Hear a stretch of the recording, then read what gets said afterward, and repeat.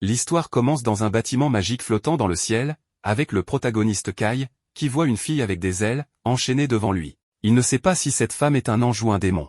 La fille le remarque et lui demande de l'aide. Kai est choqué. Peu importe ce que la fille est, il serait impossible pour elle de demander de l'aide à un humain à cause de la guerre passée. C'est ce qu'il sait. Alors, que s'est-il passé dans le monde? Quelques jours plus tôt, Kai est toujours le même perdant, faisant son travail et surveillant la pyramide devant lui. Dans ce monde, il y a 5 races, la race démoniaque qui utilise le mana, la race des dieux sauvages qui comprend les anges et les elfes, la race des esprits qui a des corps fantomatiques, la race des bêtes fantastiques composée de grandes créatures, y compris les dragons, les humains. Ces races étaient impliquées dans une guerre appelée la Grande Guerre des 5 races que les humains ont remportée. Maintenant, ils doivent empêcher une autre guerre de se produire. C'est pourquoi le pays de Kai, la fédération d'Urza, surveille la crypte, la pyramide devant lui où les démons sont scellés. Après 5 minutes d'observation de la crypte, Kai retourne auprès de ses amis Saki et Aslan qui l'attendent dans leur véhicule. Leur agence, l'agence de protection de l'humanité, est chargée de s'assurer qu'aucun démon ne s'échappe de la crypte. Aslan trouve étrange que Kai prenne son travail trop au sérieux alors qu'il n'y a jamais eu de fuite en 100 ans. Cependant, Kai souligne que les autres gardiens de la crypte dans les 3 autres cryptes où sont contenues les autres races travaillent sûrement dur eux aussi. Saki insiste sur le fait que le monde est déjà en paix, mais Kai ne veut toujours pas baisser sa garde. Plus tard, dans leur ville de Vishar, dans leur quartier général, Kai passe la journée à s'entraîner au combat contre des créatures de type bêtes fantastiques. Il évite leurs énormes pieds et les frappe avec ses coudes. Cependant, quand le dragon se rapproche pour le combattre, Saki voit cela et éteint rapidement la machine. Elle réprimande alors Kai pour être si imprudent à l'entraînement, mais Kai argue que cela ne signifiera rien s'il ne se pousse pas au-delà de ses limites. L'objectif de Kai est de devenir comme le prophète Sid, le héros de l'humanité dans la Grande Guerre passée. Il est celui qui a vaincu les 4 autres héros, l'impératrice noire Vanessa de la race démoniaque, le maître des anges Alfreya, la souveraine des esprits Rikujan Kyoko, et l'empereur des crocs Rétiais. Sid les a tous vaincus avec l'épée que lui a donnée la déesse de la prophétie, Azura Soraka. Après leur discussion, Saki s'approche d'Aslan qui est toujours allongé là où le dragon l'a frappé pendant l'entraînement. Saki demande ensuite aux 2 garçons quel est leur cadeau pour leur autre ami Jean qui obtient une promotion. Malgré ses 17 ans, Jean est déjà promu à leur siège social dans la capitale, Urza. En tant que camarade de promotion, Saki insiste pour qu'il lui offre un cadeau spécial. Pendant ce temps, Kai est distrait par un message de Jean. Les autres lisent le message et découvrent que Jean demande à rencontrer Kai en secret, sans que les 2 autres ne le sachent. Cela amène Saki et Aslan à taquiner Kai sur une éventuelle relation secrète avec Jean. Cependant, Kai s'échappe en courant pour fuir ses 2 amis. Le lendemain, Kai va rencontrer Jean. Lorsqu'elle arrive, elle demande à Kai pourquoi il porte son uniforme et est complètement équipé alors qu'ils sont censés être en congé aujourd'hui. Kai avoue qu'il vient en fait de quitter leur quartier général après s'être entraîné le matin. Ils se dirigent ensuite vers leur mission, faire du shopping. Jean regarde les bijoux dans la vitrine d'un magasin et révèle à Kai qu'elle prévoit d'offrir un cadeau à Saki et Aslan. Elle sait déjà qu'il prévoit de lui offrir un cadeau, alors elle veut leur offrir quelque chose en retour, car ils pourraient ne plus jamais se revoir. Kai souligne que le déploiement de Jean ne dure que 2 ans et qu'elle peut revenir ensuite, mais Jean rétorque qu'à ce moment-là, Aslan et Saki auront aussi terminé leur déploiement et retourneront à la vie civile. Jean est triste que, parmi leur groupe, seuls elle et Kai soient assez sérieux pour continuer leur carrière à l'agence. Kai remonte le moral de Jean en lui rappelant que son objectif est toujours de surpasser son père, le chef du quartier général d'Urza. Après cela, ils reprennent leur shopping, vérifiant de nouveaux sacs, la mode, et partageant un repas ensemble. Après avoir acheté tout ce dont ils ont besoin, Jean remercie Kai de l'avoir accompagné. En attendant pour traverser la rue, ils commencent à parler de leur passé. Enfant, Kai est tombé accidentellement dans une crypte de démons. À ce moment-là, il avait l'impression de tomber dans un puits de ténèbres entouré de démons, mais il a vu une épée brillante qui ressemblait étrangement à l'épée de Sid. Quand il est revenu et a raconté ce qui s'était passé, personne ne l'a cru. C'est à ce moment-là que Kai a décidé qu'il devait garder la crypte. Jean change alors de sujet et demande à Kai ce qu'il pense de l'avenir. Kai est confus car ils ont déjà parlé du retour de Jean après 2 ans, mais Jean clarifie qu'elle pense à plus long terme. Elle s'arrête de marcher et sourit à Kai. Elle était sur le point de lui poser une question lorsque Kai remarque que tout autour de lui commence soudainement à se brouiller. Il essaie de tendre la main vers Jean, mais une voix désincarnée en arrière-plan annonce que la renaissance du monde commence. Tout devient noir. En un clin d'œil, le monde autour de Kai se transforme en un lieu post-apocalyptique. Jean et les autres humains disparaissent, laissant Kai se demander comment il s'est retrouvé ici. Soudain, il entend un bruit derrière lui et, en se retournant, il voit un démon ailé gigantesque sortir et lancer une attaque magique contre Kai, le détectant comme un humain. Kai se défend de l'attaque magique en utilisant sa valise comme bouclier et s'équipe rapidement de son pistolet épée, spécialisé dans les combats rapprochés et à distance. Il tire une balle annulant la magie sur le cercle de lancement du démon, dispersant ainsi sa magie. Cela fait réaliser au démon que cet humain pourrait s'avérer dangereux, il lance alors sa prochaine attaque magique sous Kai pour le surprendre. Cependant, avec ses mouvements rapides, Kai évite cette attaque et charge directement vers le démon. Il frappe d'abord le démon avec son épée, puis tire plusieurs coups de feu qui enflamment le démon. Avec cette série de mouvements, Kai vainc le démon et devient fier de lui-même car c'était son premier vrai combat en dehors des simulations d'entraînement. La balle que Kai a utilisée pour enflammer le démon est appelée la décharge draconique, qui réplique le souffle de feu d'une bête fantastique, ce qui explique son efficacité contre le démon. Kai commence à croire en sa capacité à affronter seul les démons, mais sa confiance s'effondre lorsqu'un autre démon apparaît devant lui demandant comment un simple humain comme lui a pu battre un démon. Kai demande au démon comment il parle si bien la langue humaine, et le démon explique qu'il a appris la langue uniquement pour donner des ordres aux humains, révélant que dans ce monde, les démons ont réduit en esclavage les survivants humains. Ce démon ne veut pas que Kai devienne son esclave car il réalise que Kai est un individu dangereux, alors il lance un cercle magique pour éradiquer cette nuisance.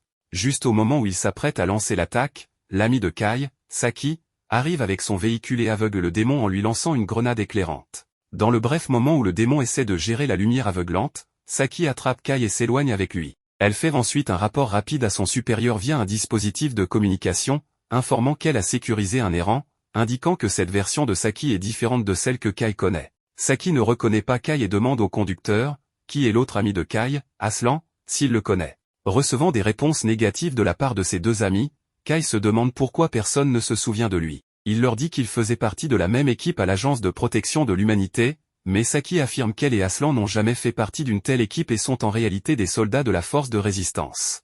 Kai ne connaît pas la force de résistance et demande à Saki de quoi il s'agit. Elle trouve incroyable que ce gars qui est apparu de nulle part n'ait aucune idée de la force de résistance et elle est encore plus étonnée lorsque Kai prétend ne rien savoir de ce monde. Aslan suppose que Kai souffre d'une perte de mémoire, alors il lui parle de ce monde, évoquant la grande guerre des 5 races où la race humaine a fini par perdre il y a 30 ans. En conséquence, les territoires de la race humaine ont été envahis par les 4 autres races et la plupart des humains survivants ont été réduits en esclavage, tandis que les quelques restants ont rejoint la résistance pour lutter pour leur liberté. Aslan et Saki emmènent Kai à leur base secrète où Aslan lui en dit plus sur ce monde. Apparemment, les 4 autres races sont toujours en guerre les unes contre les autres et se battent actuellement pour plus de territoire. La race démoniaque a capturé la majeure partie du territoire humain, les obligeant à abandonner leur foyer et à fuir pour sauver leur vie. Mais la force de résistance a tout de même créé son propre espace de vie souterrain, une ville paisible avec un faux ciel appelé Néovial, dirigé par la force de résistance. Cela rend Kai triste d'apprendre une telle nouvelle dévastatrice, alors il demande à Aslan pourquoi exactement les humains ont perdu la Grande Guerre. Selon ce que disent Aslan et Saki, les humains dans ce monde ne croient pas avoir ce qu'il faut pour vaincre les démons, et c'est pourquoi ils ont perdu. Dans le monde d'origine de Kai, il y avait un héros de l'humanité appelé Prophète Sid qui a gagné la guerre pour les humains, mais le prophète Sid n'existe pas dans ce monde. Aslan mentionne qu'il existe de nombreuses villes comme cette ville souterraine située autour du monde, cachée aux yeux de la race démoniaque, et toutes sont dirigées par les commandants de la force de résistance. Le commandant de la force de résistance n'est autre que Jean, dont la vue fait tomber Kai amoureux une fois de plus. Jean vient voir Aslan et Saki avec ses forces, les remerciant pour leur service comme toujours. Elle voit un nouveau gars derrière elle et apprend de Saki qu'il a été trouvé à la surface avec ses souvenirs disparus. Jean fait confiance à Aslan et Saki pour pouvoir aider Kai seul, alors elle les quitte, mais Kai l'arrête en lui demandant si elle ne se souvient pas qu'ils sont allés faire du shopping il y a quelques minutes. Il mentionne également que Jean cherchait un cadeau pour Saki et Aslan avant de partir Urzac, mais Jean ne se souvient de rien et suppose que ce gars a perdu la tête, alors elle s'en va. Pourtant, Kai continue de prétendre qu'il la connaît et mentionne son rêve de surpasser son père en lui demandant pourquoi elle fait semblant d'être un homme. Le subordonné de Jean, Farline, arrête Kai pour qu'il n'insulte plus son leader et lui dit de se ressaisir avant de partir. Aslan et Saki disent également à Kai d'arrêter s'il ne veut pas être puni et le ramènent chez eux pour qu'il puisse se reposer correctement et clarifier ses pensées. Plus tard dans la nuit, Kai lit l'histoire de ce monde mais ne trouve aucun enregistrement de lui ou du prophète Sid, se demandant pourquoi aucun d'eux n'existe ici. Il parcourt les pages des archives du monde et découvre que la crypte utilisée pour sceller les autres races existe toujours. Le lendemain, il demande à Saki à propos de la crypte, qui prétend ne pas être familier avec ce terme, alors il décide d'aller inspecter l'endroit seul. Il commande à Aslan de lui donner son appareil de communication et part seul. Utilisant leur appareil de patrouille, il atteint l'emplacement de la crypte et découvre que le sceau de la crypte est ouvert. Il entre alors dans le chemin menant à l'intérieur du sceau et trouve commodément une épée lumineuse à l'intérieur qu'il reconnaît comme étant l'épée que le prophète devait utiliser pour vaincre les 4 autres races. Bien sûr, il prend l'épée légendaire pour lui et est instantanément transporté à un endroit dans les cieux où une fille ressemblant à une humaine avec des ailes moitié démon et moitié ange est enchaînée. Voyant Kai, la fille éclate en larmes et le supplie de la libérer de ses chaînes. Kai a du mal à comprendre de quelle race est cette fille, mais celle-ci lui dit qu'elle s'appelle Rin et le supplie de la sauver encore une fois avant de s'évanouir. Kai s'approche de la fille et hésite encore à l'aider ou non, mais il déteste principalement les démons et elle ne ressemble pas à un démon, alors contre son meilleur jugement, il décide de la libérer. Il essaie d'utiliser son épée pour couper les chaînes en deux, mais elles sont trop solides et ne montrent aucun signe de dommage. Kai essaie d'utiliser ses balles, mais cela ne suffit même pas à retirer les chaînes. Il ne sait plus quoi faire puisqu'il n'a pas d'autres armes sur lui, mais il se rappelle alors qu'il a encore cette épée spéciale. Il essaie de se souvenir de son nom et prononce les mots Code Holder à haute voix. En faisant cela, son épée pistolet commence à se transformer et Kai n'en revient pas de tenir l'épée que Sid a utilisée pour sauver l'humanité dans son espace temporel. Il lève l'épée et frappe les chaînes encore une fois et pendant une fraction de seconde, on dirait qu'il vient de détruire la dimension, mais tout revient à la normale et les chaînes sont coupées en deux. La fille est libérée et commence à tomber par terre, alors Kai la rattrape et dès qu'elle ouvre les yeux, elle est effrayée et s'éloigne rapidement de Kai avant de crier pour que quelqu'un nommé Vanessa se montre. Elle dit qu'elle veut une revanche avec Vanessa et que ce n'est pas juste de lui envoyer un démon minable pour l'assassiner. Cependant, avant que Kai puisse expliquer qu'il n'est pas un démon, Rin a déjà commencé à l'attaquer parce qu'elle déteste les démons. Il parvient à esquiver la première attaque, mais il ne peut pas faire de même pour la deuxième explosion d'énergie que Rin lui envoie. Il commence à regretter de l'avoir aidé après tout, mais alors que l'explosion se dirige droit vers lui, il se rappelle quelque chose que le système a mentionné à propos du Code Holder étant capable de couper le destin lui-même. Il prend donc le Code Holder et l'utilise pour trancher la boule magique en deux. La magie disparaît à la grande surprise de Kai et Rin n'en revient pas non plus car un simple démon ne serait jamais capable de bloquer son attaque. Kai lui dit enfin qu'il n'est pas un démon et qu'il n'a aucune idée d'où elle a eu cette idée puisqu'il n'a ni elle ni qu'eux, donc il est clairement humain. Rin réalise son erreur et s'excuse de l'avoir pris pour un démon et de l'avoir attaqué sans raison, mais elle déteste vraiment les démons, donc c'est toujours de la violence directe dès qu'elle en rencontre un. Kai est au moins certain qu'elle n'est pas un démon, mais il ne sait toujours pas de quelle race elle est, alors il lui demande. Rin le supplie de ne pas poser de questions à ce sujet. Kai accepte de laisser tomber le sujet de sa race pour le moment, mais il a encore d'autres questions à poser, comme où ils sont exactement. Malheureusement, Rin n'a aucune idée non plus de cet endroit. Tout ce dont elle se souvient, c'est qu'elle combattait Vanessa et tout d'un coup elle s'est retrouvée emprisonnée ici. Kai reconnaît le nom et demande si Rin parle de la même Vanessa qui est le héros des démons et Rin confirme. Sa surprise grandit en apprenant que Rin a osé affronter un héros, alors il demande si elle est vraiment si forte. En réponse, Rin déclare fièrement qu'elle pourrait anéantir toute une armée de démons toute seule si elle le voulait, mais d'après ce qu'elle a vu, Kai est tout aussi impressionnant qu'elle puisqu'il a réussi à arrêter ses attaques. Elle lui demande comment il a fait, alors Kai est sur le point de lui parler de son épée, mais il remarque alors un portail derrière Rin d'où émerge un monstre hideux. Le monstre dit quelque chose à propos de l'entité de la singularité du destin s'étant réveillée et comme elle représente une grande menace pour le nouveau monde, il va commencer le protocole pour l'éliminer. Le monstre tente de frapper Rin, mais Kai la tire en sécurité à la dernière seconde. La puissance de ce monstre est redoutable, alors Kai dit à Rin qu'ils n'ont pas d'autre choix que de fuir et Rin est d'accord, alors il lui prend la main et ils s'enfuient tous les deux. Malheureusement, ils ne savent pas où se trouve la sortie et le monstre a toujours accès au portail. Il tend son tentacule dans le portail et attrape Rin. Il déclare alors avoir capturé la singularité. Le protocole de suppression commence et il forme plusieurs orbes pour effacer Rin de l'existence.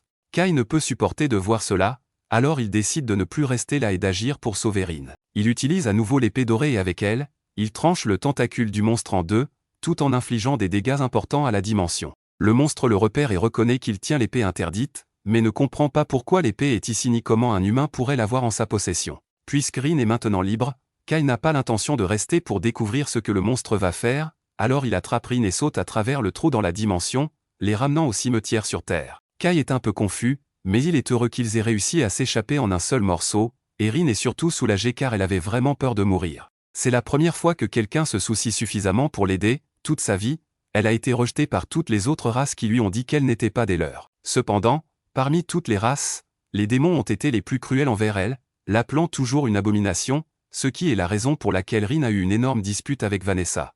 Kai la réconforte et dit qu'il comprend comment elle se sent, puisque tous ses amis ne se souviennent plus de lui et qu'il se sent donc seul au monde. L'histoire qu'il se rappelle est celle où les humains ont gagné la grande guerre des 5 races, mais dans ce monde, il semble que les démons occupent les villes humaines. Rin est un peu confuse car elle ne se souvient pas que les démons aient jamais eu l'avantage contre les humains. En fait, juste au moment où elle se battait avec Vanessa, elle se rappelle que les humains commençaient à gagner la guerre et que les démons se plaignaient que c'était à cause du héros humain. Kai s'excite et demande si Rin se souvient de Sid, mais malheureusement, elle ne l'a jamais rencontré, donc elle ne peut pas le dire avec certitude. Kai réalise qu'il a peut-être réagi de manière excessive et s'excuse auprès de Rin, mais au moins il a confirmé qu'il et Rin viennent du même passé, donc ils doivent être les mêmes. Rin se rapproche de Kai et dit qu'il est la première personne à s'associer à elle, ce qui la rend plutôt heureuse. Ils quittent tous les deux le cimetière un peu plus tard, et Rin demande à Kai ce qu'il prévoit de faire maintenant. Mais avant qu'il puisse répondre, Rin s'effondre par terre d'épuisement. Kai est inquiet et suppose que c'est à cause de l'attaque qu'elle a subie plus tôt, alors il l'aide à se relever et dit qu'il prévoit de retourner en ville puisqu'il n'a nulle part où aller. Il l'invitait à rester avec lui pendant qu'il est là. Rin est hésitante à accepter car elle dit qu'elle ne veut pas aller dans une ville humaine. Kai demande pourquoi et elle lui explique qu'elle ne peut pas faire confiance aux autres personnes. Kai est la seule personne en qui elle est prête à avoir confiance, puisqu'il l'a sauvée. Il lui dit qu'elle devrait lui faire confiance pour la garder en sécurité et lui demande de nouveau de venir avec lui. Elle est toujours libre de partir si elle se sent mal à l'aise là-bas. Rin accepte finalement de venir avec lui. De retour dans sa chambre, Kai est allongé sur son lit pendant que Rin prend une douche.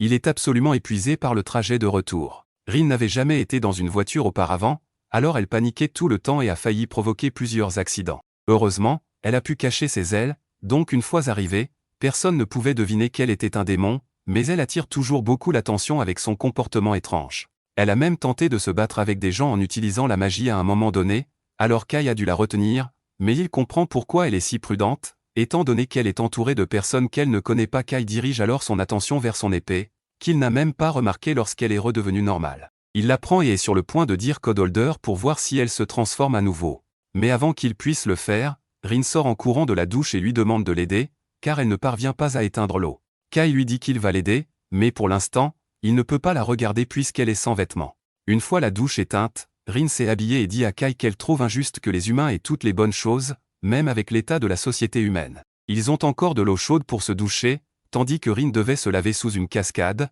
et les humains ont aussi des lits si confortables, alors que tout est détruit en surface. Elle réalise que Kai ne plaisantait pas quand il disait que la ville avait été occupée par des démons. Kai était sceptique au début, mais rencontrer Rin confirme qu'il n'est pas fou, donc il sait maintenant avec certitude qu'ils sont dans un monde où les résultats de la Grande Guerre des races ont été modifiés. L'histoire correcte est celle aussi d'est devenu le héros des humains, mais dans cette réalité, il n'a jamais existé pour une raison quelconque. Rin suggère qu'ils doivent simplement échapper à cette réalité et revenir à l'ancienne, et c'est effectivement une solution à leurs problèmes, mais Kai ne sait pas s'il y a vraiment un moyen de le faire. Ils vont se coucher après cela, mais tard dans la nuit, Rin se réveille en sursaut et prévient Kai qu'elle sent une magie puissante, ce qui signifie que les démons attaquent à l'extérieur. Les démons ont déchiré le plafond de la ville et commencent à semer le chaos. Kai savait déjà que l'humanité était foutue dans cette réalité, mais il ne réalisait pas que les humains étaient aussi impuissants face aux démons, et il n'y a pas de héros pour les sauver non plus. Kai décide donc qu'il doit se lever et prendre la place de Sid pour le bien de l'humanité. Les unités de défense commencent à tirer des balles sur les démons, mais ils savent déjà que de petites balles ne serviront à rien, donc Saki se précipite pour aller chercher la mitrailleuse. Cependant, avant qu'elle puisse l'atteindre, un démon apparaît derrière elle et s'apprête à lancer un sort. Mais au dernier moment, Kai intervient pour la sauver et envoie le démon au sol. Il dit à Saki qu'elle devrait utiliser de l'eau contre les démons, car si leur corps l'absorbe, ils deviendront trop lourds pour voler, et une fois qu'ils sont cloués au sol, elle devrait les attaquer avec des grenades. Juste à ce moment-là, Kai mime Aslan se transformant en pierre par un démon, donc il tire une balle anti-magie pour interrompre le sort et sauver sa vie. Le démon se tourne alors vers Kai et essaie de le maintenir, tandis qu'un autre démon arrive par derrière pour l'attaquer. Cependant, Kai se dérobe et repousse le premier démon tandis que Rin fait exploser le second. Après cela, Kai remercie Rin pour son aide et la félicite pour sa force, mais même avec sa grande puissance, il n'est pas sûr qu'il puisse sauver la ville seul. Aslan et Saki arrivent en courant vers Kai et lui demandent comment il parvient à détruire la magie avec des balles et à envoyer les démons au sol avec ses poings.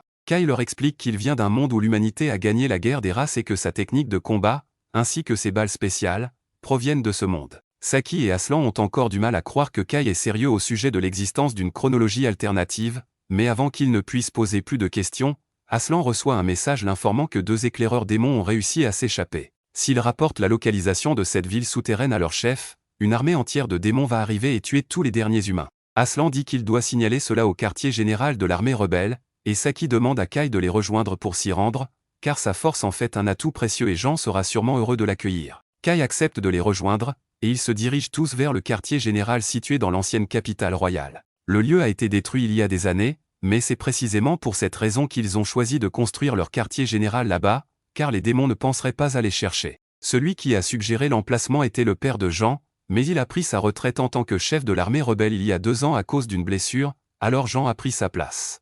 Ils arrivent bientôt au QG, et Kai ainsi que Rin sont amenés à rencontrer Jean. Elle a déjà reçu les rapports d'Ashran et lui demande de lui parler de cette chronologie alternative qu'il a mentionnée plus tôt. Kai lui explique tout ce qu'il sait, mais les autres responsables présents l'accusent de mentir pour avoir osé faire une telle déclaration. Cependant, Kai mentionne qu'il était ami d'enfance avec Jean dans la chronologie précédente et comment elle a toujours voulu être comme Ogégère. Entendre ces noms attire l'attention de Jean, mais elle ne dit rien pour l'instant et décide de conclure la réunion pour aujourd'hui. Plus tard dans la nuit, Jean demande à rencontrer Kai et il semble qu'elle soit un peu plus ouverte à l'idée que Kai pourrait dire la vérité, puisque très peu de personnes dans ce monde savent qu'elle est une femme et que les noms Ogégure étaient les surnoms de son père et de son grand-père. Cependant, cela ne signifie pas qu'elle croit tout ce qu'il a dit, mais ses compétences en combat et ses connaissances valent la peine de s'y fier. Elle parle à Kai d'un plan pour coordonner les autres villes humaines et repousser les démons qui viendront envahir Néo-Vichar, mais Rin pense que ce n'est pas une bonne idée, car cela ne ferait que provoquer de plus en plus d'attaques de démons au fil du temps. De plus, si un démon de haut rang apparaissait, tout le plan échouerait instantanément. Jean est consciente que c'est un plan risqué, mais elle ne peut penser à rien de mieux pour protéger les foyers des humains survivants. C'est alors que Kai suggère qu'ils n'ont besoin de s'attaquer qu'à un seul démon pour résoudre le problème, et c'est le héros des démons, Vanessa. Jean trouve fou d'envisager d'attaquer un démon aussi puissant que Vanessa, mais Kai est convaincu que le Code Holder pourra fonctionner contre elle. Il dit donc que lui et Rin seront ceux qui défieront Vanessa. Les démons sont plus concentrés sur le combat contre les autres races, donc la plupart de leurs forces ne seront pas aux côtés de Vanessa. Tout ce que Kai a besoin, c'est que Jean et ses forces repoussent le reste des démons pendant qu'il engage Vanessa. Une fois que Jean accepte, il commence immédiatement les préparatifs pour reprendre la Fédération Urza. Alors que les préparatifs de l'attaque touchent à leur fin, Rin réfléchit à sa haine pour les démons parce qu'ils sont trompeurs, pour les esprits parce qu'ils sont bizarres, pour les bêtes mythiques parce qu'elles sont barbares, pour les célestes parce qu'ils sont têtus et pour les humains parce qu'ils sont faibles. Mais par-dessus tout, elle se hait elle-même pour être un mélange de tous ces éléments. Néanmoins, elle reconnaît que Kai ne l'a jamais crainte, l'embrassant même, une chose qu'elle n'avait jamais vécue auparavant, étant habituée à recevoir de la haine. Pour cette raison, Rin souhaite profondément que cet humain ne meure pas. Alors que les véhicules de combat partent, l'armée rebelle de la Fédération Urza se dirige vers le palais du gouvernement par un passage souterrain pour lancer leur offensive. Pendant que le groupe principal doit occuper les démons, Saki et son équipe doivent libérer les captifs dans le sous-sol et éliminer Vanessa, au sommet de la hiérarchie. Jean donne les ordres et Saki voit en son leader la chance que la victoire soit réelle. Sa seule préoccupation est le fait qu'elle sera dans le groupe affrontant directement l'héroïne démoniaque. Dans un élan spontané, elle se demande si les 4 membres dans le véhicule blindé seront capables de mener à bien une mission si difficile. Kai souligne que la priorité est d'atteindre Vanessa le plus rapidement possible et de tenir jusqu'à l'arrivée des renforts, pas de prendre d'assaut le palais comme Rambo et d'éliminer le chef ennemi avec un arc et des flèches. De plus, Kai a déjà démontré sa force lors du conflit précédent et ne fait confiance qu'à Saki et Aslan pour l'accompagner dans cette mission.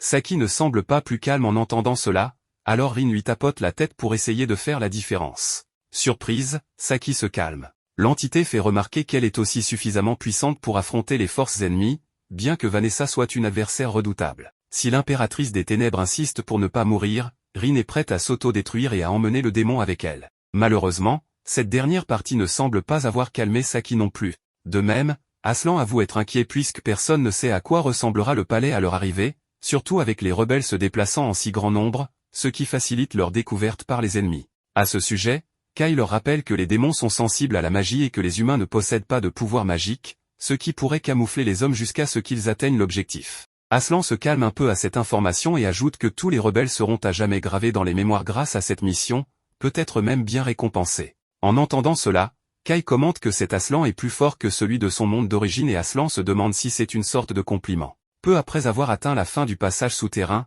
Jean rassemble tous les camarades de l'armée rebelle et les remercie pour la confiance qu'ils ont placée en leur chef. Le commandant souligne la bravoure et la loyauté de ses soldats, qui sont le dernier espoir de l'humanité, et reconnaît que beaucoup doivent se sentir peu sûrs avec si peu de temps pour se préparer à cette attaque. Cependant, elle leur rappelle que la résistance de la Fédération Urza n'est pas nouvelle. Des années de batailles intenses contre la domination des démons ont laissé chacun d'entre eux avec des cicatrices de guerre, preuve que seuls des soldats aguerris sont en première ligne. Cet esprit endurci est la clé pour libérer les humains des griffes des ténèbres. Cela dit, les soldats lèvent leurs armes et poussent un cri de guerre. Après avoir fait exploser la sortie du passage souterrain, ils atteignent la surface et voient le palais du gouvernement entouré de forces démoniaques. Le premier acte de défense est d'invoquer un sort de gel, mais Kai connaît cette capacité et la dissipe avec succès. Puis il tire sur le démon et s'approche suffisamment pour déchirer sa peau avec son épée. Enfin, un tir explose l'ennemi. Dès que le premier démon est abattu, d'autres émergent pour protéger le palais, alors le joyau de la Fédération Urza tire une balle de foudre pour en éliminer plusieurs à la fois.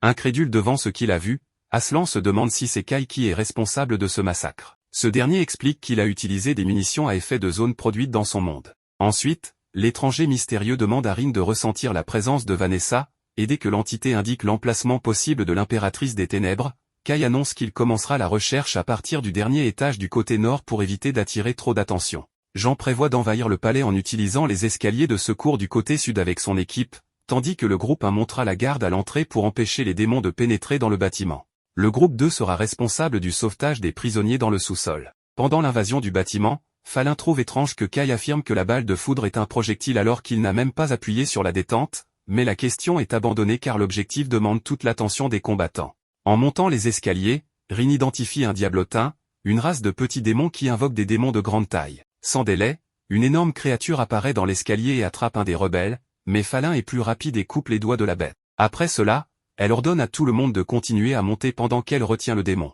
À l'entrée du palais, le groupe 1 tire sur les attaquants du mieux qu'il peut, tandis que le groupe 2 atteint les prisonniers dans le sous-sol. L'équipe principale continue son chemin avec le commandant en tête jusqu'à ce qu'elle soit touchée par un piège électrique qui rend tous les soldats nerveux. Cependant, lorsque la fumée se dissipe, Jean avance indemne et demande à tout le monde de se calmer, car elle est protégée par l'ingénierie elfique en portant la combinaison de la lumière sacrée. À côté de la leader, un énorme démon s'approche, alors elle ordonne à Kai et à son unité de partir à la recherche de Vanessa pendant qu'elle combat l'ennemi avec ses hommes. Connue sous le nom de la chevalière de la lumière sacrée, Jean brandit sa lame devant l'adversaire. Plus loin, le groupe de Kai porte un brassard produit par la magie de Rin qui dissimule la présence de celui qui le porte. Continuant leur chemin, ils rencontrent une créature gigantesque qui fait trembler le fusil de Saki, alors Rin essaie de contrôler l'anxiété de sa compagne pour qu'elle ne fasse pas de bruit. Protégée par une barrière invisible pour le démon, les humains poussent un soupir de soulagement lorsque la bête passe sans détecter les intrus.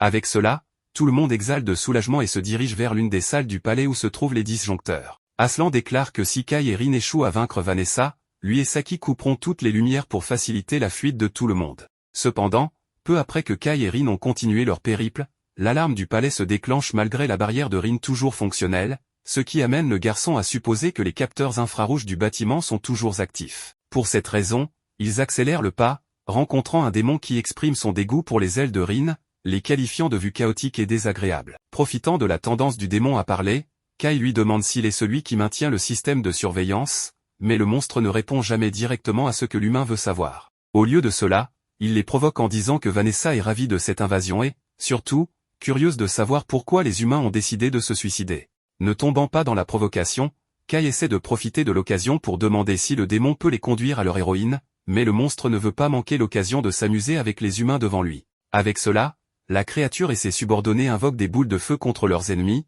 ce qui pousse Rin à attraper Kai et à esquiver les flammes avec ses ailes. Après avoir échappé à la première salve, l'entité jette l'homme au sol et l'isole de la bataille avec un mur de glace afin que Kai puisse continuer son chemin vers Vanessa. N'ayant pas d'autre choix, le garçon continue tandis que les démons sentent une odeur angélique, elfique, naine, spirituelle et draconique sur la femme, et même une odeur démoniaque dans cette entité mystérieuse. Confus, il lui demande ce qu'elle est, mais même Rin ne le sait pas. Tout ce qu'elle sait à ce moment, c'est qu'elle déteste ces créatures hideuses. Pendant ce temps, Kai trouve une énorme porte et entre dans la salle du trône où Vanessa accueille l'humain. Devant cette figure, Kai ne peut s'empêcher de trembler légèrement. En même temps, Jean affronte le démon gigantesque, mais peine à pénétrer l'armure de l'adversaire. Elle déverrouille alors la forme de son arme, révélant un arc long lunaire, et perce enfin l'armure de l'ennemi avec une flèche. Presque mort, le démon observe que la magie elfique intense que cette humaine utilise consomme progressivement sa vie, car les humains ne sont pas préparés à gérer ce genre d'influence. Pour cette raison, le démon croit que le commandant a choisi la mort. Jean enfonce alors son épée dans la tête du démon et confirme qu'elle a choisi de mourir car c'est seulement ainsi que l'humanité pourra gagner cette guerre. Soudain,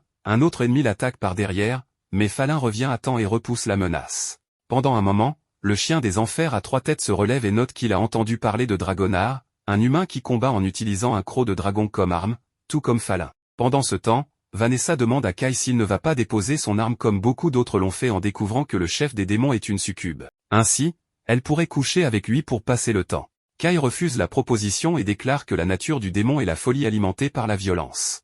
Vanessa rit et reconnaît que le garçon a bien réagi, car beaucoup deviennent ses esclaves avec un simple charme comme celui-ci. Elle demande alors si l'humain présent est le commandant rebelle portant la combinaison elfique, mais Kai prétend qu'il est juste un étranger d'un monde où Vanessa a été vaincue. Bien que sceptique, l'impératrice demande qui a réussi à la faire tomber dans cette histoire, et Kai dit que ce sont les humains. Confronté à toutes les menaces infiniment plus dangereuses, Vanessa rit encore plus en entendant qu'elle est morte de la main d'un humain. Puis Kai explique que ce n'était pas n'importe quel humain, mais le prophète Sid. En entendant ce nom, Vanessa perd toute sa grâce, car ce nom lui rappelle de nombreuses choses désagréables comme le détenteur du code et la réincarnation du monde. Avec cela, elle change de posture et attaque l'humain avec de la magie, mais Kai brise le sort avec peu de difficulté, laissant Vanessa incrédule. Sans lui donner une chance de réfléchir, l'homme contre-attaque avec son épée et tranche la poitrine de l'adversaire, mais ce n'était qu'une illusion de succube. Derrière l'humain, la véritable impératrice des ténèbres manque de le faire exploser. Vanessa félicite l'ennemi pour sa capacité à esquiver et pour l'arme qu'il porte,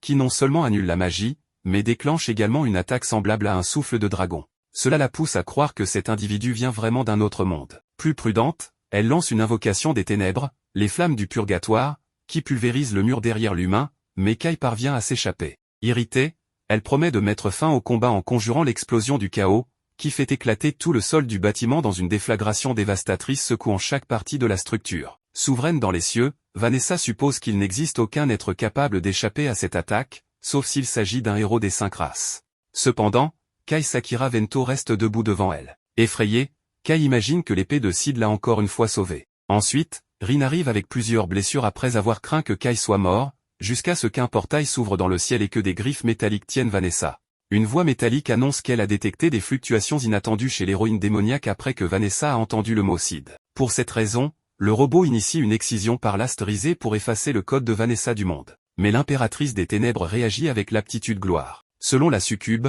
elle ne sera pas vaincue par un simple Alfreya. Subissant d'énormes dégâts, le robot se retire dans le portail, laissant Kai et Rin terrifiés par la force démontrée par l'héroïne démoniaque. Rin note que Vanessa a toujours été forte, mais celle de l'autre monde n'était pas aussi terrifiante que celle-ci. Irritée, l'impératrice remarque que certaines blessures sur son corps ne guérissent pas, mais cela ne change pas le fait qu'elle va écraser les 2 adversaires devant elle. Rin sait qu'ils n'ont aucune chance contre Vanessa, alors avant que Vanessa n'attaque, elle s'élance et lui fait un plaquage comme une joueuse de football américain, tout en disant à Kai de s'enfuir, car elle ne pourra pas retenir Vanessa très longtemps.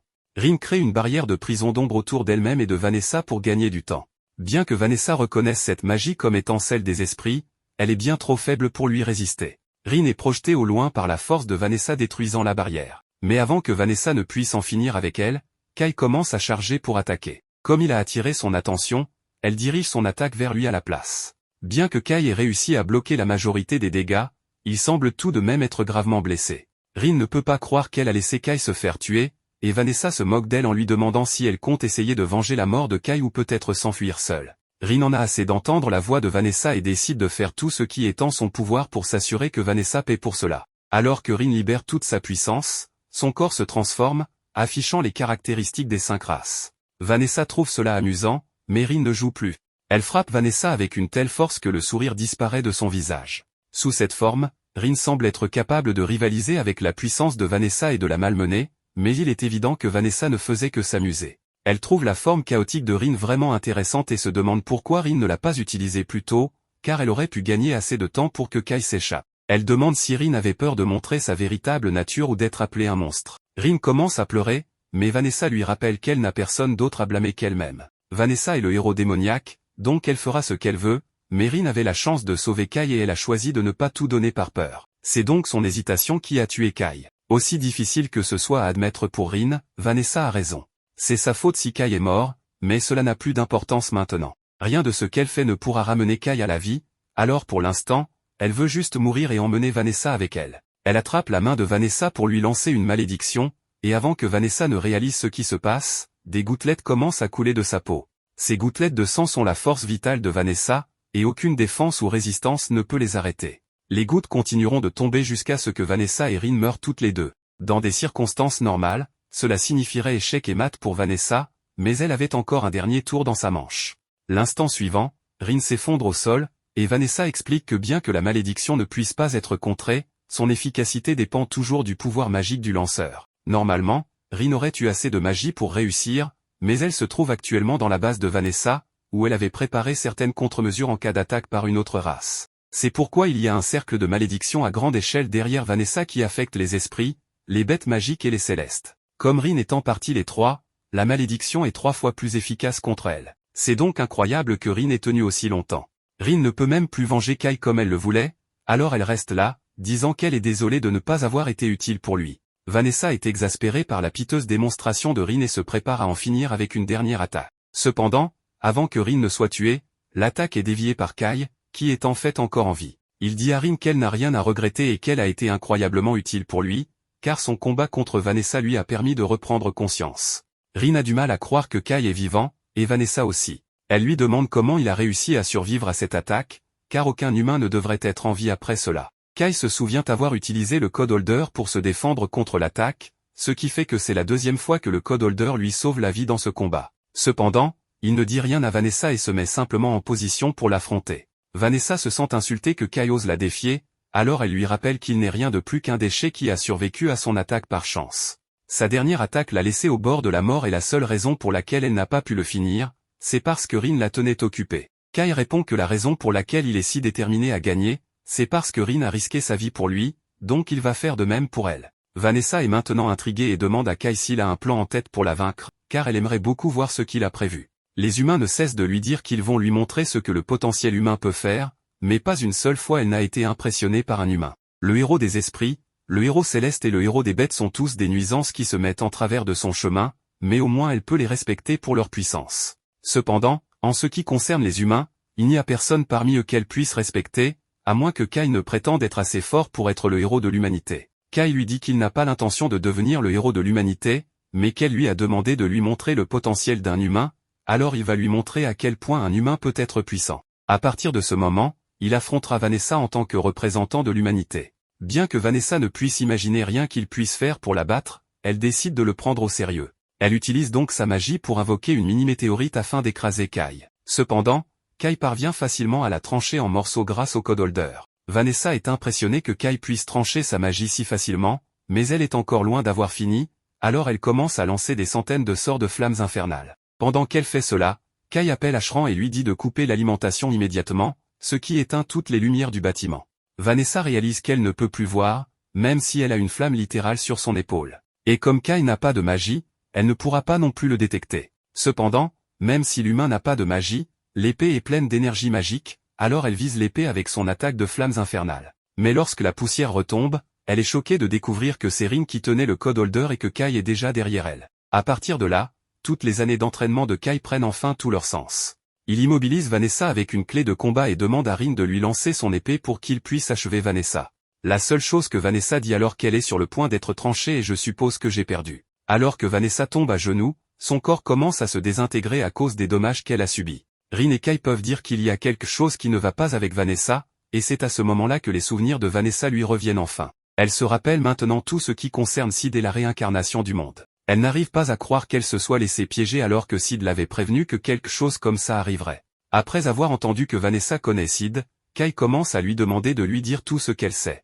Elle raconte à Kai un phénomène que Sid appelait la réincarnation du monde. Quelqu'un a provoqué cette réincarnation et modifié le cours de l'histoire. Kai doit trouver cette personne, car ce doit être l'un des trois autres héros. Sid avait prévu la réincarnation du monde, c'est pourquoi il avait confié son épée à Vanessa pour s'assurer qu'elle ne soit pas volée par l'ennemi. C'est la seule et unique clé pour corriger les altérations apportées à ce monde. Kai demande pourquoi Vanessa et Sid travailleraient ensemble alors qu'ils sont censés être ennemis. Vanessa explique que bien qu'elle ait combattu Sid une fois, Sid a gagné son respect en tant que combattant puissant et ils ont travaillé ensemble. Il y a beaucoup de choses sur la réalité précédente que Kai ne sait pas. Vanessa le met donc en garde contre le zéro code, car c'est une magie extrêmement difficile à gérer. À part cela, elle dit à Kai qu'il s'est bien battu contre elle et qu'elle a été vraiment impressionnée par lui, de son plan pour utiliser l'obscurité à son courage et ses compétences en combat.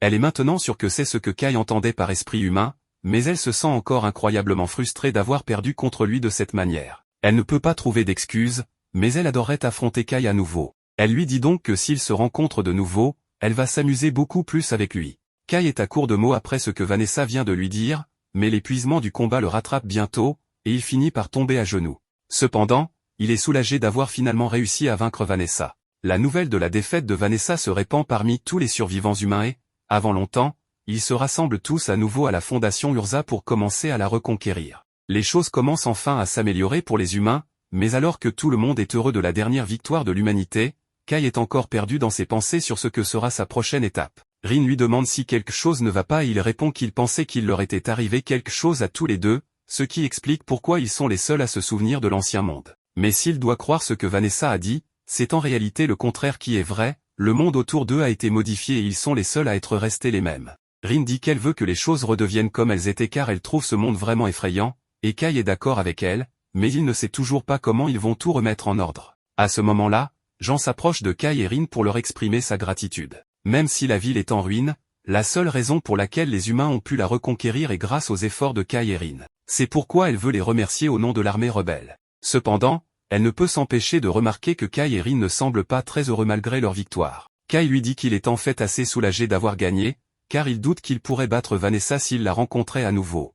Maintenant que Vanessa est partie, les humains peuvent reconstruire la ville telle qu'elle était, voire mieux qu'elle n'a jamais été, mais cela devra être pris en charge par quelqu'un d'autre. Les personnes qui étaient présentes lorsque la Fédération est tombée aux mains des démons seraient bien mieux placées pour diriger les efforts de restauration, alors elle ne va pas le faire. Cependant, si elle ne veut pas aider à la reconstruction, Kai et Rin lui demandent ce qu'elle compte faire à la place.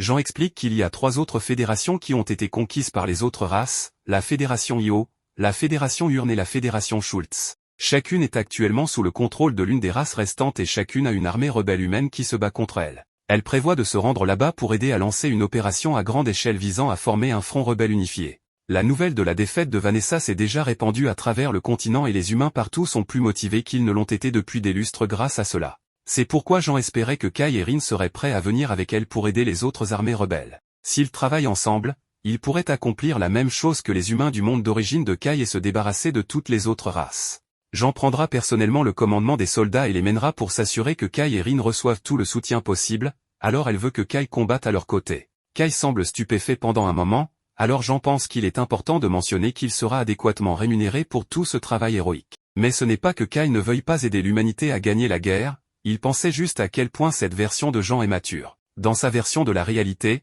Jean était une personne incroyable, mais elle avait aussi un côté enfantin. Elle faisait des choses comme l'appeler au milieu de l'entraînement pour lui demander de sortir faire du shopping et s'inquiéter de son avenir avec ses amis, mais il est difficile d'imaginer cette version de Jean faisant ces choses. Kai accepte de rejoindre Jean pour combattre les autres races et libérer l'humanité, alors il tend la main à Jean en signe de coopération et ils se serrent la main. Ils descendent ensuite au rez-de-chaussée et Jean s'adresse à tous les soldats en leur demandant s'ils ont tous bien eu un bon repos. Ils sont tous rayonnants d'énergie car c'est la première fois qu'ils ont pu dormir sans craindre d'être attaqués par des démons. Ils sont tous excités d'avoir reconquis Urza et Jean les informe du plan pour reconquérir les autres fédérations. Pendant ce temps, Kai parle à Rin et lui dit qu'il va mettre fin à la guerre des 5 races lui-même. Si ce monde n'a pas de cible pour le sauver, alors il va devoir intervenir et devenir le héros de l'humanité à la place.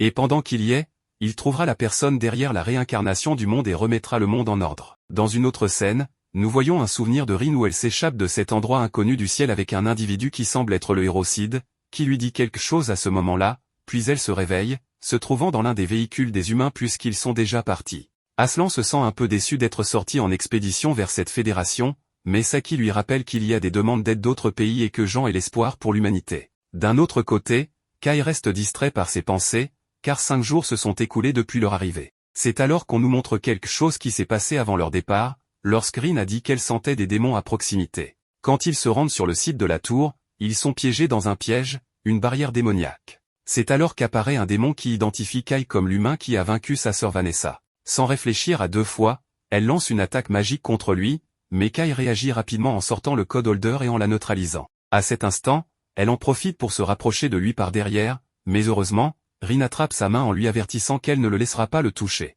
Après avoir été repoussée, elle avertit Kai qu'elle est simplement venue pour le saluer et se présente comme Enmeril, une succube.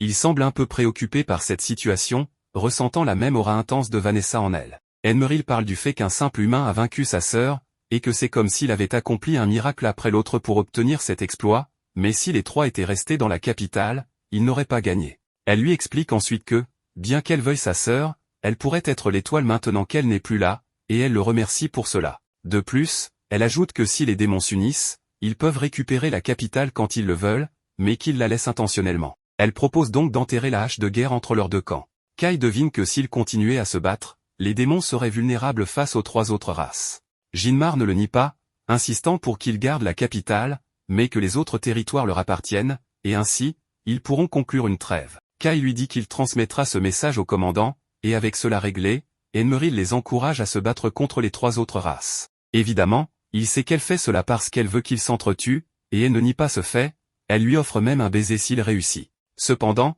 Kai refuse évidemment une telle chose car c'est absurde. Avant de partir, Emeril lui mentionne que s'ils affrontent les territoires célestes, ils ne doivent en aucun cas faire confiance au seigneur céleste Alfreya, car dernièrement, il se comporte de manière étrange. Pour revenir au présent, Kai mentionne qu'ils laisseront la capitale à l'unité de reconstruction et qu'ils sont comme une unité d'expédition, donc ils doivent coopérer avec l'armée rebelle duel et vaincre les célestes. Saki se souvient que les célestes sont des elfes, des nains, des fées, et des anges, une race alliée. Kai lui confirme que c'est vrai et qu'ils sont plus lâches que les humains, mais qu'ils sont rusés et capables de créer de puissants objets magiques. Les humains voient les démons comme des monstres, mais les célestes sont comme des humains améliorés. À ce moment-là, Jean les informe par radio qu'ils passeront bientôt par le point médian de la route et qu'il y a une aire de repos à 2 km. Soudainement, Rin demande à Aslan d'ouvrir la trappe du véhicule et, à peine sortie, elle avertit Kai qu'il y a des ennemis au-dessus venant du ciel. Il s'agit d'une bête mythologique, ce qui les surprend, car ils sont encore en territoire démoniaque. Kai donne l'alerte aux autres pour qu'ils se préparent à l'attaque, mais les munitions ne sont pas efficaces contre ce monstre. Pour cette raison, Kai utilise une de ses balles spéciales, en la combinant avec la magie de Rin, et cela suffit pour étourdir la bête et la faire fuir. Cependant, à cause des dégâts causés par ce monstre, ils vont devoir s'arrêter pour aider quelques véhicules. Une fois arrivés à l'aire de repos, Kai mentionne qu'il se sent mal d'avoir une tente si grande alors qu'ils ne sont que 2, accompagnés de Rin. Il considère même qu'il pourrait y avoir une tente pour les femmes soldats, mais il sait que cela ne plairait pas à Rin, car cela lui causerait trop d'anxiété d'être entouré d'humains. Quelques secondes plus tard, Jean arrive et les félicite pour leur bon travail, bien que Kai la regarde, se demandant ce qu'elle fait ici. Jean explique que cette tente est pour les commandants et que tous deux ont été désignés comme ses gardes du corps, donc il est normal qu'ils soient ensemble. Farline demande à Kai s'il a un moment et, une fois sorti de la tente, lui indique qu'elle fera la garde toute la nuit pendant qu'il s'occupera de la tente. Cela parce que si elle reste avec Jean, il est possible qu'il découvre son déguisement d'homme. Elle l'informe également qu'elle devra enlever son armure pour dormir, donc elle portera une tenue légère devant lui et qu'il ne doit pas se faire d'idées étranges à ce sujet. Kai clarifie immédiatement qu'il n'a jamais pensé à quelque chose de ce genre, ce à quoi Farline s'attendait déjà, lui demandant enfin de prendre soin d'elle. Ensuite, il entre dans la tente et la première chose qu'il voit est Jean profiter d'un bon massage de la part de Rin. Ici, Kai parle de ce qui s'est passé aujourd'hui, car il ne s'attendait pas à voir une bête mythologique entrer dans la Fédération Urza. Ils ont dû entendre parler de celui qui a vaincu les démons et sont venus explorer. Il ajoute qu'ils ont laissé suffisamment de défenses préparées dans la capitale royale, donc même si une bête mythologique attaquait, elle ne les vaincrait pas facilement. Alors, c'est une perte de temps de s'inquiéter pour cela. Ensuite, elle lui annonce qu'elle doit lui dire quelque chose d'important, à savoir qu'elle a une mauvaise habitude en dormant. Elle s'excuse par avance s'il reçoit des coups de pied pendant la nuit. La scène suivante montre Kai allongé avec Rin et Jean de chaque côté, bien collés à lui. Le lendemain, Aslan lui demande s'il va bien, supposant qu'il n'a pas bien dormi en tant que garde du corps de Jean, remarquant les cernes qu'il a sous les yeux. En réponse, Kai préfère ne pas en parler davantage. Rin observe quelque chose au loin et demande ce que c'est, ce à quoi Saki explique qu'il s'agit du grand mur frontalier. À ce moment, Jean les informe par radio qu'ils vont bientôt traverser la frontière et que derrière ce mur de pierre se trouve la Fédération. Ils se dirigent vers les faubourgs de la capitale royale de la cité, la 8e ville Cassiopée, où sera installée la base de l'armée rebelle de Io. Approchant de leur destination, ils restent vigilants contre les célestes, sachant qu'ils sont plus vulnérables aux armes que les démons. Kai conseille à Rin de respirer profondément avant de tirer. Les humains et les célestes se ressemblent beaucoup, alors il pourrait tirer sur un allié par erreur. C'est alors que Jean donne l'ordre de s'arrêter et de continuer à pied. Rin s'approche de Kai pour lui montrer un fruit, en lui assurant qu'il n'est pas vénéneux, car elle l'a déjà mangé dans la forêt des elfes. Cela signifie que cette végétation appartient aux elfes, et elle lui explique que c'est dû à l'invasion des célestes, qui ont enterré la ville humaine sous la forêt des elfes. En avançant un peu plus, ils sont accueillis chaleureusement par les humains de la Fédération qui étaient cachés. Une fois arrivés à l'entrée de la ville, les soldats de la Résistance les accueillent, et Jean fait la connaissance du conseiller Zefben Bakenig, qui est honoré de le rencontrer. Zefben est au courant de la nouvelle de sa victoire contre le héros des démons, ce qui a apporté un grand espoir. Il salue ensuite Farline, car il ne s'attendait pas à rencontrer quelqu'un qui a vu tant de champs de bataille, et lui dit qu'il souhaite aller droit au but en demandant à parler à son commandant. Zefben accepte sa demande et l'emmène, demandant en chemin à Farline ce qu'elle sait de leur commandant. Elle répond que c'est Dangelf Aligiri, descendant de l'ancienne famille royale de la Fédération Io, qui se déclare empereur. Il est également très envieux, méfiant et obsessionnel, et voit le commandant Jean comme une menace. Zefben lui donne raison et supplie Jean de comprendre, mais précise que tous les soldats leur sont immensément reconnaissants pour leur aide. Peu de temps après, ils rencontrent la commandante adjointe Kubilai, qui les informe que tout ce qui doit être discuté avec Dante se fera par son intermédiaire. Finalement, ils entrent dans le bureau principal, où Jean se présente à Dante. Ce dernier se plaint de leur retard, car ils étaient censés être là le matin. Jean lui explique qu'ils ont été attaqués par un dragon en route, ce qui leur a pris une demi-journée pour soigner les blessés et réparer les véhicules. Cependant, Dante n'accorde aucune importance à ces explications et demande immédiatement la raison de leur venue. Jean, un peu confuse, lui répond qu'ils sont venus à la Fédération Io parce qu'il a demandé de l'aide, bien que Dante réplique que cela a été décidé sans son consentement. Elle lui rappelle alors leur lutte contre les Célestes, minimisant l'importance des mérites tant qu'ils peuvent vaincre. Elle ajoute qu'après avoir vaincu les Célestes et récupéré la Fédération, ni l'un ni l'autre ne décidera des honneurs qui seront accordés, cela reviendra aux subordonnés et au peuple. Elle lui conseille de se comporter dignement pour mériter ces honneurs, en agissant comme un commandant respectable, et le peuple le louera plus tard. Ensuite, ils assistent à une réunion avec l'armée rebelle, où Sin lui montre une carte et lui donne des détails sur la forêt des elfes, le village des nains, la cachette des fées et la cour des anges. Pour un humain, tout cela est un territoire inconnu, et en plus de cela, ils ne savent pas où se trouve le héros des Célestes. Jean leur dit qu'elle dirigera la recherche et demande à Dante s'ils peuvent emprunter des soldats d'élite de son armée. Dante considère que c'est une imprudence pour un général d'aller en première ligne, mais Jean le corrige en disant qu'elle ne prête sa vie qu'à ceux qui continuent de se battre sur cette terre. Ces paroles inspirent les soldats, qui voient en elle un véritable exemple de courage et de respect. Le soir, Asran parle de la beauté de la commandante adjointe Kubilai, tandis que Rin reste intrigué par elle pour une raison quelconque. Le lendemain, Jean part avec ses soldats vers la forêt des elfes. Pendant ce temps, Dante se plaint de Jean, car il n'avait jamais pensé qu'il serait un homme aussi imprudent et inconscient de son rôle. Kubilai soutient toutes ses idées, ce qui renforce la confiance de Dante en elle, laissant entendre qu'elle a quelque chose en tête. Plus tard, Jean revient de son expédition et, lors de la réunion stratégique, informe tout le monde qu'ils ont identifié des traces célestes menant aux routes elfiques. Ils poursuivront l'expédition en territoire céleste et planifieront une invasion, ce que tous approuvent. Dante commence à s'agacer, car ses soldats sont influencés par Jean. Kubilai lui dit qu'ils doivent simplement accomplir quelque chose de plus grand que Jean, et après lui avoir remis une note avec son idée, elle lui assure que s'il réussit ce plan, sa position sera à nouveau consolidée, ce qui plaît à Dante. Peu de temps après, il informe Sin qu'ils vont personnellement diriger les soldats vers la forêt des elfes, avec pour objectif de capturer des elfes et des anges comme prisonniers. Cela est possible parce qu'il y a déjà une unité indépendante explorant la forêt des elfes, ce qui surprend Sin, car c'est la première fois qu'il entend parler de cela. Dante mentionne qu'ils partiront immédiatement, mais Sin lui dit que cela pourrait poser des problèmes,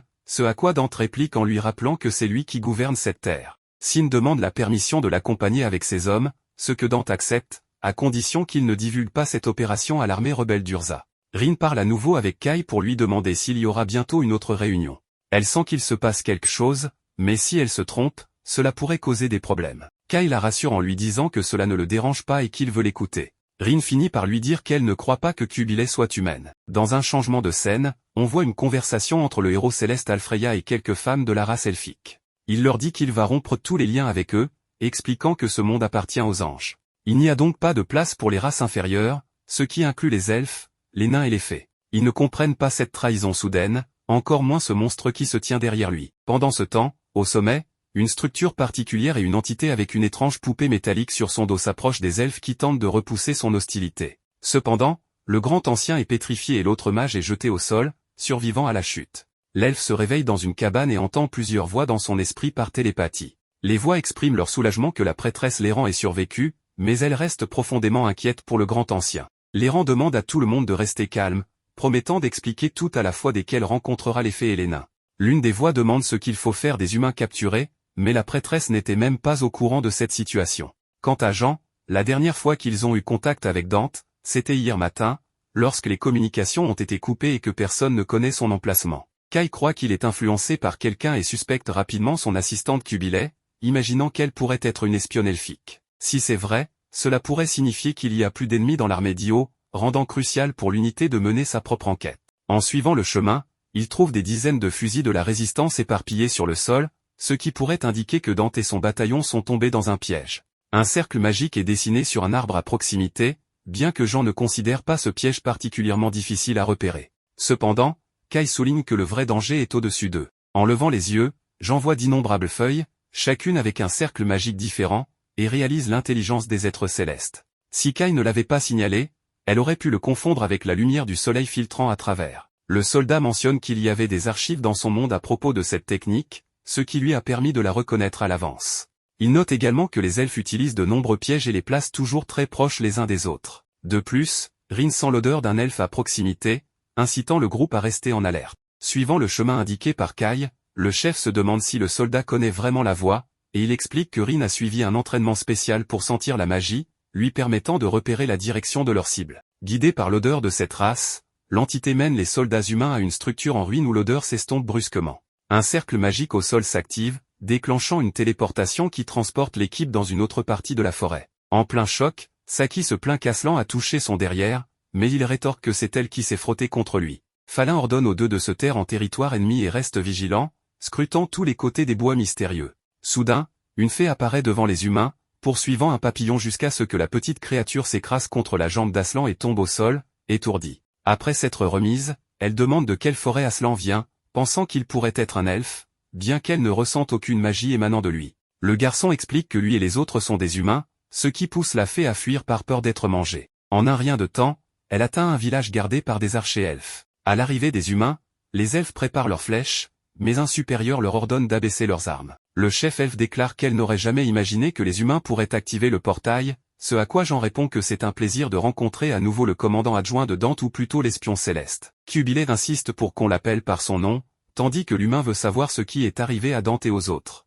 Cubilé les informe que tout le monde est vivant, mais qu'ils ont inhalé la poussière d'une colonie de plantes paralysantes, les rendant immobiles pendant plusieurs jours. Jean exige que les prisonniers soient libérés, mais l'elfe impose une condition, les humains doivent combattre les anges. Kai s'interroge sur cette condition, étant donné que les elfes et les anges sont des alliés historiques. Cubilé révèle alors qu'ils ont été trahis par cette race. Quoi qu'il en soit, l'errant attend les visiteurs, et ils doivent suivre l'elfe jusqu'au village. Lorsqu'ils rencontrent enfin la prêtresse, elle remarque que c'est la première fois que des humains entrent dans le village elfique, et qu'ils peuvent en être fiers, même si cela ne signifie pas qu'ils sont les bienvenus. Cela mis à part, elle exprime sa curiosité de savoir si le chevalier de la Sainte Lumière et ses hommes ont vraiment vaincu Vanessa, l'impératrice des ténèbres. Lorsque Jean confirme, l'errant mentionne que l'armure que porte le commandant humain est un vêtement elfique, et elle se demande comment Jean l'a acquise. Jean répond qu'elle l'a trouvé il y a 10 ans le long des frontières de la Fédération d'Urza, un objet magique que les démons avaient volé aux Célestes. Son unité a tendu une embuscade à ses ennemis, et l'armure faisait partie du butin.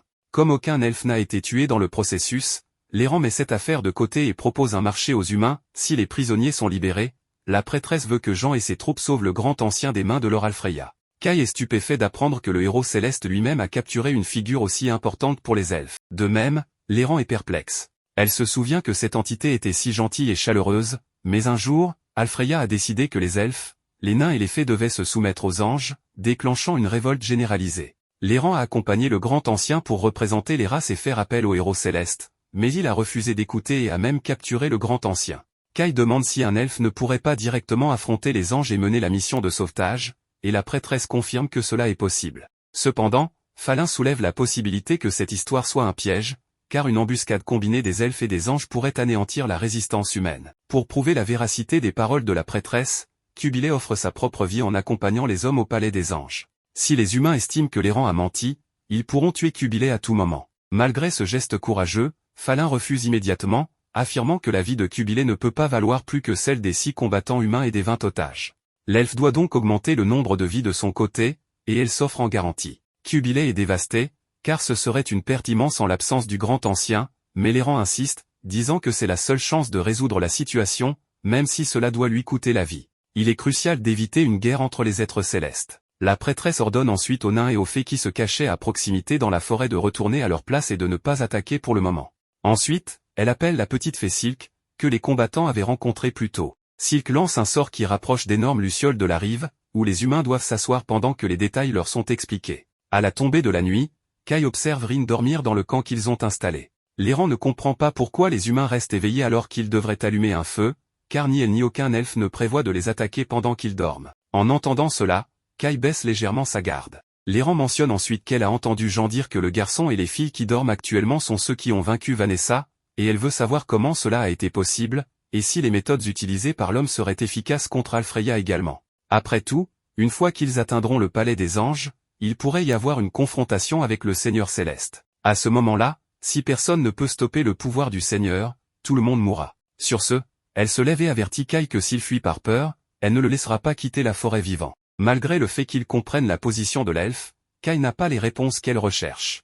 Néanmoins, il lui demande si elle sait quelque chose au sujet d'un humain connu sous le nom de prophète Sid, mais la prêtresse n'en a aucune idée, ce qui réduit encore les espoirs de Kai d'apprendre la vérité sur cette légende. Il se souvient que Vanessa avait mentionné le nom du prophète, quelque chose à propos de la réincarnation globale que Sid avait prédite, et que Kai devait trouver le responsable de cette réincarnation, car cela changerait complètement le monde. Selon l'impératrice des ténèbres, il est probable que le responsable soit l'un des 3 héros restants. À l'aube, les humains se rassemblent dans l'unité de recherche A, désignée pour entrer dans le palais des anges. Tout ce que Saki espère, c'est que la communication avec le quartier général fonctionne pendant cette mission, car, comme l'a mentionné l'elfe, le palais se trouve au sommet d'un arbre colossal, et les humains ne peuvent même pas voir l'endroit pour l'instant. L'errant invoque un double tour pour téléporter leurs nouveaux alliés, ce qui pousse Kai à demander si l'elfe pratique cette méthode pour l'utiliser contre les humains. Cependant, le clerc explique que personne ne craint les humains, seulement les démons, les esprits et les bêtes mythiques. En réponse à cette remarque quelque peu désinvolte,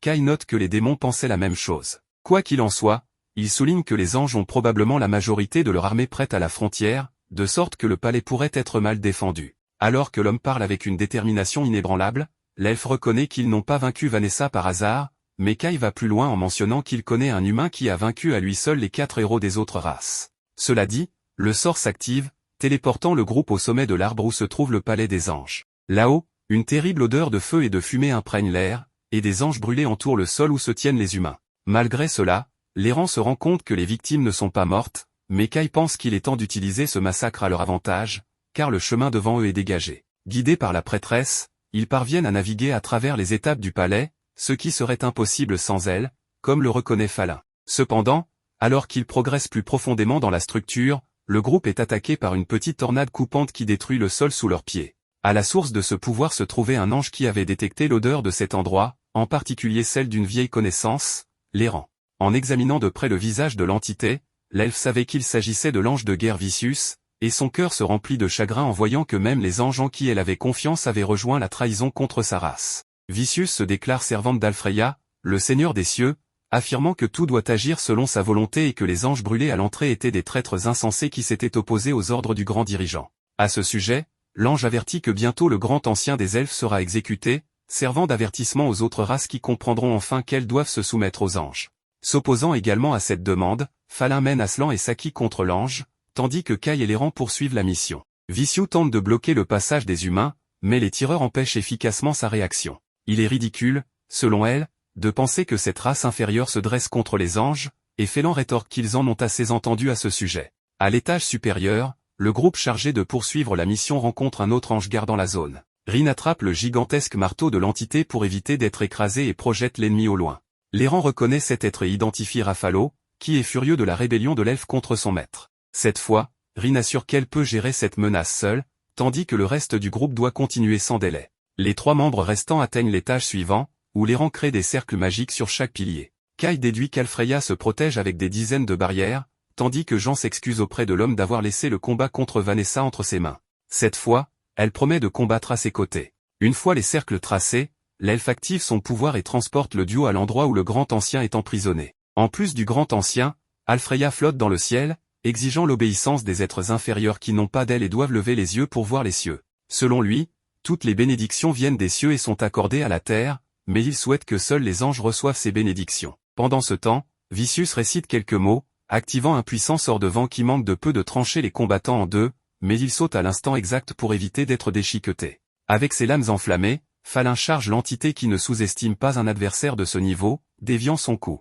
Selon l'ange, ces épées semblent être faites de crocs de dragon, des créatures mystiques si puissantes que les armes fabriquées à partir de certains de leurs matériaux peuvent exploser à l'impact, ce qui est le cas des armes que son adversaire manie. Falin est surprise que son ennemi en sache autant à ce sujet, alors Vicius explique que les êtres célestes sont habiles à créer de tels objets. La bretteuse saisit l'opportunité de souligner qu'Alfreya veut asservir les célestes, transformant leurs talents, par exemple, en de simples armes entre ses mains. Cependant, Vicius est aveuglé par sa dévotion envers le leader suprême de sa race et consumé par la haine envers les soi-disant races inférieures. Un étage au-dessus, Rin est engagé dans un combat intense avec Rafalo, où l'ange admet qu'il ne s'attendait pas à ce que son adversaire perce sa défense divine. En réalisant cela, il commence à voir Rin comme une véritable menace. Rin rétorque furieusement que le céleste ment, car ses attaques n'ont pas été du tout efficaces.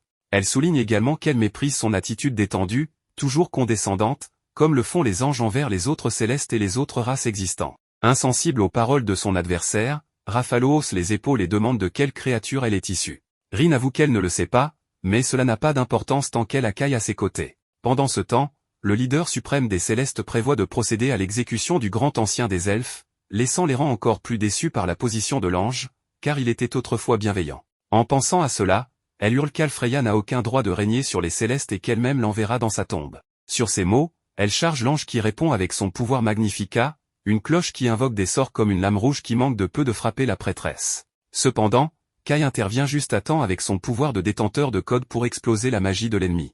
Sans montrer de surprise, Alfreya veut savoir si ce jeune homme est vraiment humain ou un elfe déguisé, puisqu'il protège une claire elfe. Mais Kai précise qu'il est pleinement humain. Alfreya révèle qu'il ne comprend pas la raison de sauver quelqu'un qui n'est pas de sa race, alors Kai souligne que la mort de cette figure importante des elfes provoquerait une profonde haine des elfes envers les humains. Alfreya réplique que l'existence de Kai et de l'errant est très différente, car même si le jugement de Kai peut être divers, il serait tout de même réduit en cendres, tout comme l'elfe. En fait, cela ne s'est pas produit grâce à cette épée inhabituelle. Kai en profite pour préciser que cette arme a pu résister à la magie de l'impératrice noire Vanessa et est donc capable de faire face à Alfreya également. Entendant cela, le Céleste éclate de rire et traite Vanessa de démon ignoble, si pathétique qu'elle a été battue par un simple humain. Impassible, Kai doute qu'Alfreya soit en position de ridiculiser l'héroïne démoniaque, car au moins elle n'a pas essayé d'exécuter ses propres subordonnés comme l'ange l'a fait. Pourtant, l'ange ne perd pas son sourire, expliquant que c'était sa décision, car après tout, il est une bénédiction divine,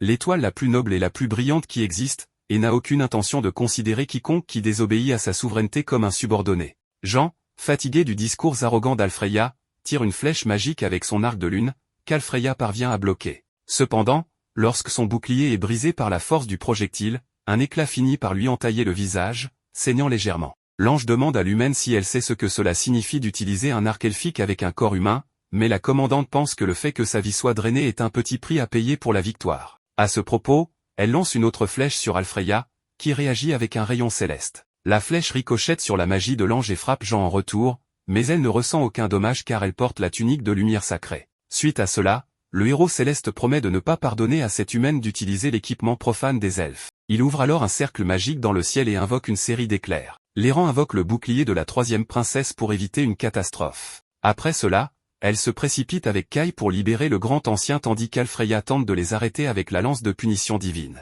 L'errant essaie d'utiliser le bouclier de la quatrième princesse, mais il est percé. Kai dévie l'attaque une fois de plus avec son épée. L'errant saisit l'occasion pour briser le cristal avec son poignard, mais c'est son arme qui se brise au contact du matériau emprisonnant le grand ancien. Face au fait, la prêtresse réfléchit sur ce cercueil qui scelle le grand ancien, la lance qui traverse ses barrières, la cloche qui invoque la foudre, et un bâton qui crée une lame rouge.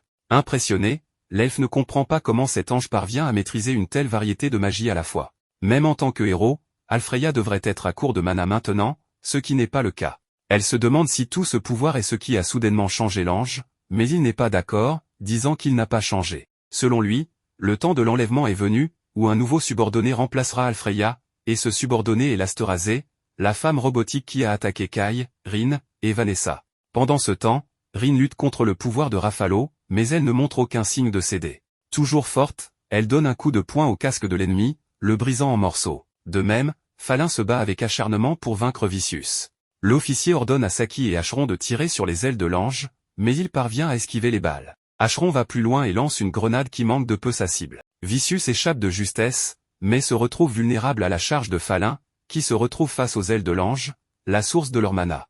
En voyant cela, Falin mentionne cette faiblesse, ce qui laisse l'ange perplexe quant à la façon dont une humaine pourrait savoir cela. Falin explique qu'un homme d'un autre monde lui a dit. Dès qu'elle entend cela, Vicious laisse tomber son arme au sol. Après la raclée que Rin a infligée à Raphalo, celui-ci recule et lui dit d'avancer car son pouvoir pourrait être ce qui est nécessaire pour libérer le grand ancien. Confuse, Rin demande s'il a changé de camp, et il explique que lui et Vicious ont remarqué un changement dans le comportement d'Alfreya et attendaient ce moment pour essayer de renverser la situation. De même, Vicious permet également aux humains de partir, mais insiste pour que Falin présente ses excuses à l'errant et au grand ancien en son nom pour ce qu'elle a fait. Falin ne se soucie pas de ce que l'ange veut et dit que si Vicious veut s'excuser, elle devrait le faire elle-même et montrer le chemin aux humains. Pendant ce temps, Alfreya ordonne à l'Asterazé de tuer les ennemis. Elle déchaîne alors un sort tonitruant qui propulse Jean dans les airs. Ne voulant pas en rester là, la commandante tire une autre flèche, mais aucun dégât n'est infligé à la mystérieuse machine. On voit ensuite que Rin a attrapé Jean en plein vol, ce qui lui a permis de tirer avec son arc même après avoir été projeté. Alfreya ne manque pas l'occasion de souligner à quel point cette créature sans race définie est grotesque, mais Rin ne s'en soucie pas, concentrée sur l'Asterazé devant elle. Kai demande à l'ange de quoi il s'agit avec cette histoire de réincarnation du monde, mais Alfreya n'a aucune idée. Frustré, Kai demande s'il sait quelque chose à propos de Sid. En entendant ce nom, les yeux d'Alfreya tremblent alors qu'il admet avoir reçu quelque chose de cet humain, jusqu'à ce que l'Asterazé surprenne tout le monde en enroulant un de ses bras autour du cou du héros céleste. Le système de la machine affirme avoir détecté des fluctuations inattendues chez Alfreya en raison de l'influence du mot Sid. Ainsi, l'Asterazé exécute le code 0 pour retirer le code d'Alfreya du monde et initier la substitution du héros. Avec cela, l'ange est entièrement aspiré dans un portail, laissant tout le monde autour dans l'incrédulité face à ce qu'il venait de voir. Kai se souvient que la même chose a failli arriver à Vanessa ce jour-là, tandis que l'Asterazé se retire à travers un autre portail. Après cela, Alfreya réapparaît au sein d'une spirale d'énergie bizarre qui obscurcit ses traits originaux, faisant apparaître l'avatar de l'ange avec ses ailes noires. Cela rappelle à Kai que la réincarnation du monde a été activée lorsqu'il a été emmené devant Jean alors qu'elle était encore dans son monde d'origine. Ce jour-là, le monde a été réécrit, et maintenant un héros a été remplacé par ce processus. Alfreya commence à se sentir encore plus important, convaincu qu'il est le seul à exister dans les cieux et que, par conséquent, tout doit brûler sauf lui. En disant cela, il déclenche un puissant sort contre ses ennemis, que Rin tente de défendre avec sa barrière. Cependant, le bouclier ne peut pas résister à la pression intense et se brise, provoquant une explosion. L'impact fait tomber Rin et les rangs, tandis que Kai tombe à genoux, utilisant son épée pour se soutenir. La prêtresse observe qu'Alfreya a utilisé de la magie sans la canaliser à travers ses objets, ce à quoi il répond que c'est une œuvre des cieux pour admirer son pouvoir. Les rangs essaient de ramener l'ange à la raison, affirmant qu'il délire et qu'il consomme sa vie dans le processus, surtout parce que les célestes sont fiers des objets qu'ils utilisent pour lancer des sorts. Mais cet ange ignore simplement cela et prend plaisir à lancer des sorts avec ses mains. Irrité, Alfreya attaque à nouveau, alors les rangs alignent toutes les princesses gardiennes pour invoquer la 6e princesse, une barrière magique à 6 couches. Après avoir brisé les 2 premières couches, le sort de l'ange s'arrête au 3e bouclier. L'elfe souligne que, peu importe la puissance d'Alfreya, aucune attaque ne peut pénétrer les 7 princesses gardiennes. Cependant, Alfreya prouve que la prêtresse a tort en utilisant le don divin du roi épéiste, une lame qui dépasse facilement les boucliers ennemis et frappe les rangs. Kai intervient pour bloquer l'avancée de son rival, rappelant à l'elfe qu'elle croit au retour du véritable Alfreya. Mais la machine angélique l'ignore et questionne ce qu'un simple humain pourrait comprendre à ce sujet. En réponse, Kai dit qu'il comprend qu'Alfreya n'est plus celui que les rangs vénèrent, ni le leader des célestes, mais simplement une imitation reproduisant le pouvoir d'un héros. Incrédule, Jean et les rangs craignent la réaction d'Alfreya, tandis que Rin, toujours pas remise de l'explosion, appelle le nom de Kai.